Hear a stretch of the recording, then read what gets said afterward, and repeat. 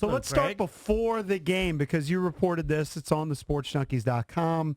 You reported that Josh Norman, after the Monday Night Football game, actually took some ownership on his role and called a team meeting. And fill us in on what happened. Yeah, so it's really interesting because Josh is a guy that is obviously very out front in terms of the media, and that was the crux of D'Angelo Hall's criticism on your show last week. But to his teammates, he is much more reserved. He is someone who is a little bit of a recluse, a little bit isolated, the kind of guy who's just kind of off in the corner by himself in the meeting room, or, as other guys are hanging out. He's there, but he's not really present. He's not really open. And so on Tuesday, he really opened up. First, he called a meeting. Second, he opened up in the meeting. Much more about, as Kime said with you guys earlier, the way Dunbar described it was a lot more about chemistry and that kind of thing than it was any kind of X's and O's.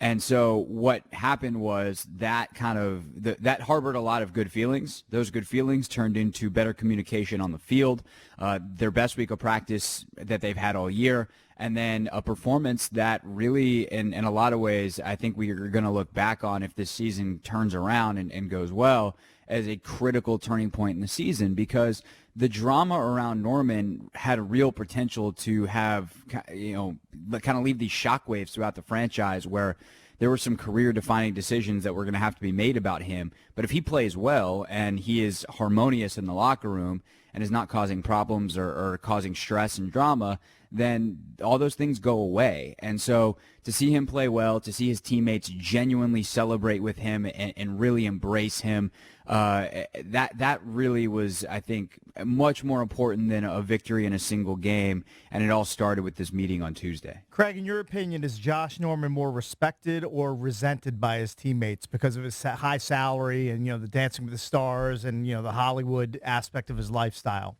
In your opinion, which one is it? I think that I can speak a lot more at this point to the specifics of the DB room, and I would say he's a lot more respected now than he was last week. That's how significant Tuesday might have been, where he completely changed the way I think everybody else in that room thought of him. I mean, you got to remember, DJ Swearinger and Josh Norman have known each other since they were in high school together in Greenwood, South Carolina. Did they play at the same high school? Yeah, okay. Absolutely. Yeah, they played 2 years together, and it just didn't even that stuff didn't even matter. They weren't super fond of each other, and it's in a and does all this film study, and the work that Josh puts in is different. It's not that he doesn't work hard, but it's a lot more the after practice, doing his own workout kind of thing, and their demeanors in the meeting rooms and how they approach studying is very different. And so when Josh had made these mental mistakes, it was treated very different than the way that a guy like DJ did. DJ, it's like, oh, he saw something on film, he's going to try to make a play, and he guessed wrong, but it's okay because we know how much studying he does. And with Josh, it's like, hey, will you pay attention? And so to see him completely kind of flip everything around and really embrace his teammates and tell them, I trust you, I need you, and I know you guys need me, and I'm going to be better, and then to go out and back it up, for the moment, it seems to have really flipped that. And I thought what was really interesting, too, is I asked, okay, so that's nice, or do you ride this wave for a week, and then if you play poorly, does it change? And I don't think so, because we can call him out now. He can call us out. So it was kind of a two-way street where on someone else, they kind of roll their eyes and be like, okay, yeah, sure. Just because you get paid a lot of money doesn't mean anything because you ain't playing that well and you're doing the stuff that's killing us on defense.